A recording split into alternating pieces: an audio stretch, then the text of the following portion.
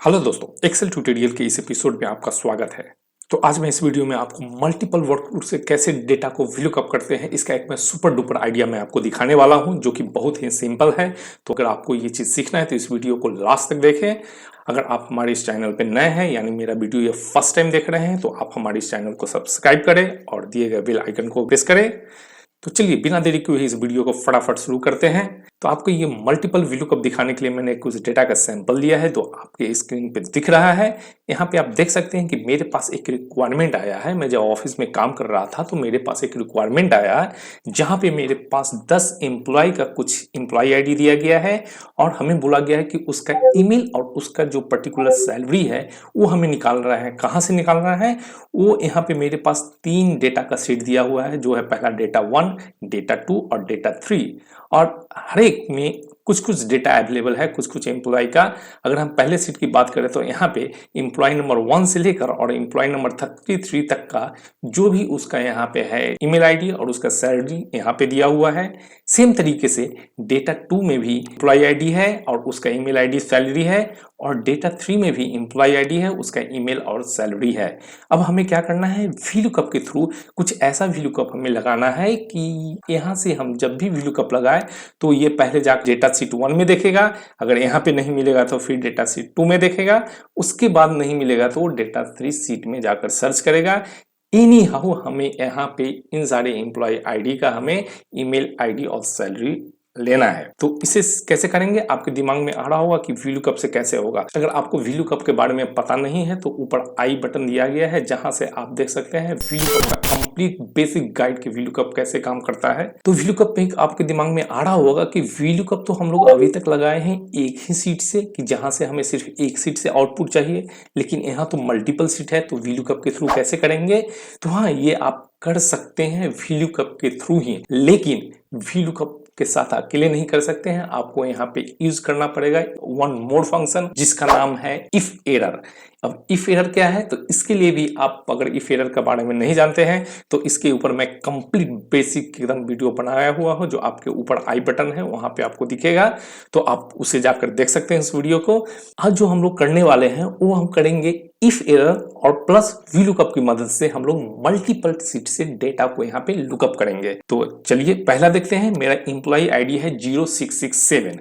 अगर मैं यहाँ इसका VLOOKUP करूँ डेटा 1 से, तो डेटा 1 में अवेलेबल नहीं है, ये डेटा अवेलेबल है डेटा शीट 3 से। तो अभी हमें क्या करेंगे, अभी हम अगर फर्स्ट टाइम यहाँ पे VLOOKUP लगा रहे हैं, एग्जाम्पल के लिए मैं जा रहा हूँ, लिख रहा हूँ VLOOKUP।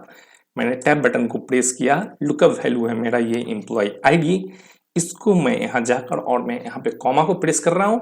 फिर टेबल एरे में अगर दे रहा हूँ टेबल 1 अगर मैं दे रहा हूँ, तो ये देखिए मेरा रो इंडेक्स नंबर यहाँ पे ईमेल आईडी के लिए है 7 और सैलरी के लिए है 8। आपके ऊपर में यहाँ पे दिख रहा है इंटू 7C, मतलब इसका इंडेक्स नंबर है, कॉलम इंडेक्स नंबर है 7 और सैलरी का कॉलम इंडेक्स नंबर है 8।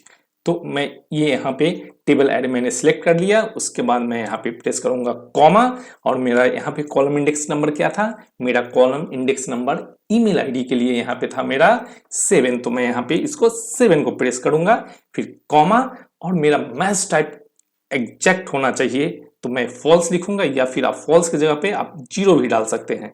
0 का मतलब होता है कि एग्जैक्ट मैच देगा। करके मैं एंटर बटन प्रेस कर रहा हूं, तो आप देखिए यहाँ पे क्या आया, यहाँ पे है से नहीं आया। ऐसे नहीं आना ही था, हम लोग तो जानते थे, क्योंकि इसका तो डेटा अवेलेबल कहाँ पे है, डेटा 3 में है। तो अभी इसे हम कैसे करेंगे, तो अब हम यहाँ पे लगाने जा रहे हैं इफ एरर। इफ एरर क्यों लगाए, क्योंकि यहाँ पे जब भी हम फॉर्मूला को बोलेंगे कि तुमको अगर इस सीट में, अगर इस पर्टिकुलर जो मैंने अभी फॉर्मूला लिखा है डेटा 1 से, इसमें अगर तुमको एरर आ रहा है, तो फिर तुम एक एक्स्ट्रा VLOOKUP लगाओ, और तुम वो VLOOKUP कहाँ पे लगाओ, डेटा 2 में लगाओ। तो मैं यहाँ पे जा रहा हूँ, मैं यहाँ पे टाइप कर रहा हूँ इफ एरर वैल्यू मेरा रहेगा जो मैंने फॉर्मूला लिया है वो, उसके बाद कॉमा, और यहाँ पे हम फिर से वो वाला लुकअप लिखेंगे जो मेरे को नेक्स्ट सीट के लिए लगवाना है। तो मैं यहाँ पे जाकर लगवाऊंगा VLOOKUP। मैंने VLOOKUP यहाँ पे टाइप किया, टैब, मेरा लुकअप वैल्यू सेम ही होगा, क्योंकि सेम आईडी को हमें वहां पे फाइंड करना है। इस पर मेरा जो टेबल एरे होगा वो होगा डेटा सेट 2। इसके लिए भी सेम है, मैं यहाँ से जाकर मैंने इसको सिलेक्ट किया और मेरा यहाँ पे कॉलम इंडेक्स नंबर है 7 और सैलरी के लिए है 8। तो यहाँ से सिलेक्ट करके मैं यहाँ पे कॉमा बटन प्रेस करूंगा, column index number 7 comma exact match के लिए 0 ब्रैकेट क्लोज, और एक और एक्स्ट्रा ब्रैकेट मेरे को देना होगा क्योंकि मैं ये इफ एरर के ब्रैकेट पे काम कर रहा हूं। तो आप देखिए यहाँ पे रेड है, रेड मतलब क्या है, इसका ये ब्रैकेट है और ये ब्लैक है, तो यहाँ पे हमें एक्स्ट्रा एक ब्लैक देना पड़ेगा करके मैं इंटर प्रेस करूंगा। तो अभी भी हैश नहीं आया है, वो आएगा ही क्योंकि क्या है, वो हमारा डेटा शीट 3 में है।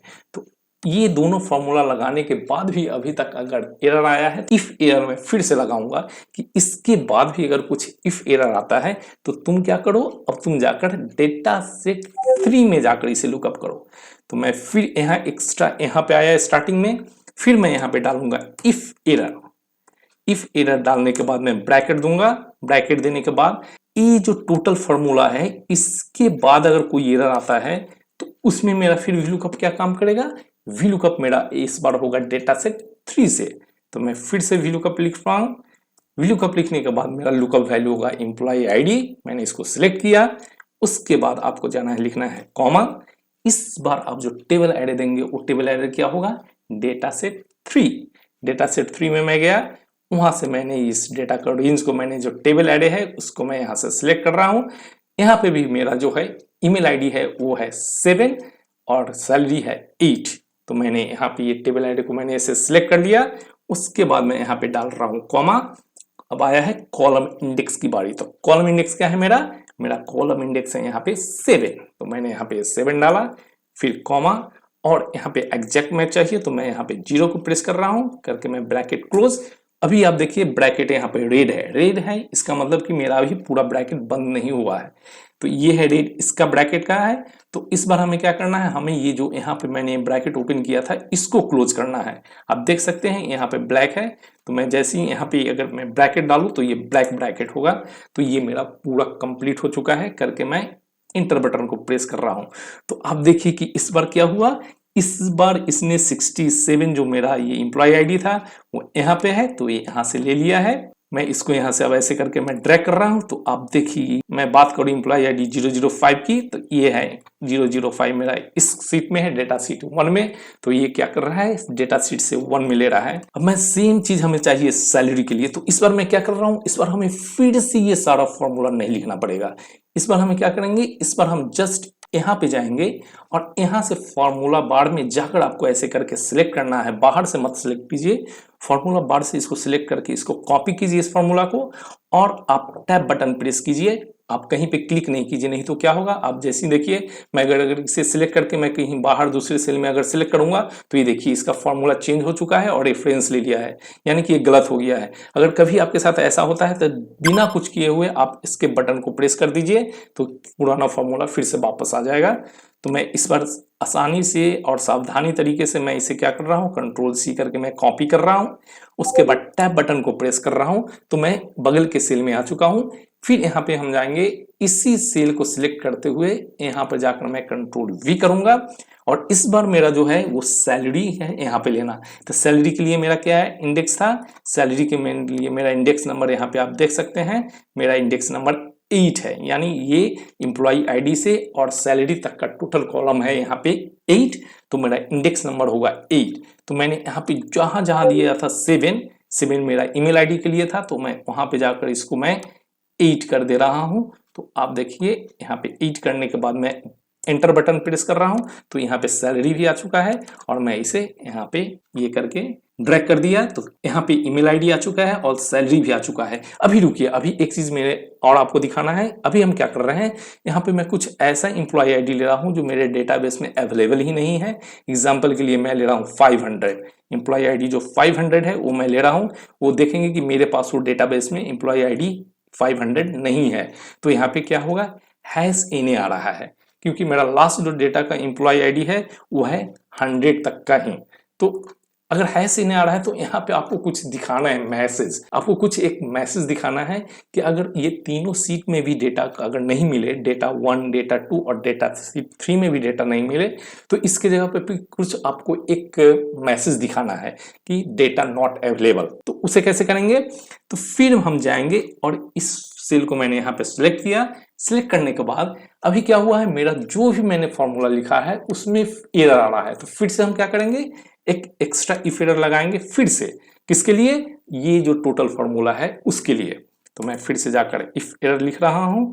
इफ एरर लिखने के बाद टैब बटन प्रेस किया, उसके बाद यहां से मैं जाकर लास्ट में जाकर मैं एक कॉमा डालूंगा।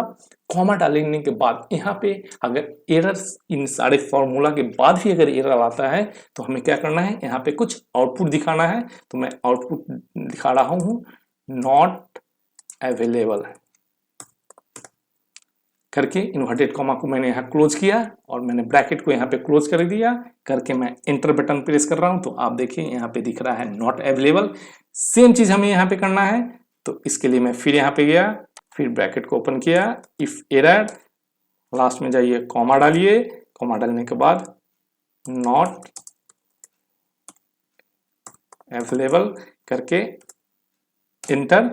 अब ये चीज क्या हो गया मेरा, अब मैं इसको जाकर यहाँ पे मैं ऊपर की तरफ में ड्रैग कर दे रहा हूं। तो ये मेरा पूरा फॉर्मूला, अगर मैं यहाँ इसको जाकर चेंज कर दूं, एग्जांपल के लिए मैं इसको कर दे रहा हूं 600, तो आप देखिए यहाँ पे दिखा रहा है नॉट अवेलेबल। तो अब देखिए कि कैसे कितने आसान तरीका से हम लोग सिर्फ इफ एरर और VLOOKUP की मदद से हम लोग क्या किए, मल्टीपल वर्क्स से डेटा को कैसे यहाँ पे लुकअप किए। तो उम्मीद करते हैं कि आपको ये मल्टीपल वर्क से कैसे डेटा को VLOOKUP करते हैं वो समझ में आ गया होगा। अगर आपको ये वीडियो पसंद आया है तो इस वीडियो को लाइक करें और हमारे इस चैनल को सब्सक्राइब करें। तो आज के वीडियो में इतना ही, फिर मिलते हैं अगली वीडियो में किसी नया टॉपिक के साथ। तब तक के लिए धन्यवाद।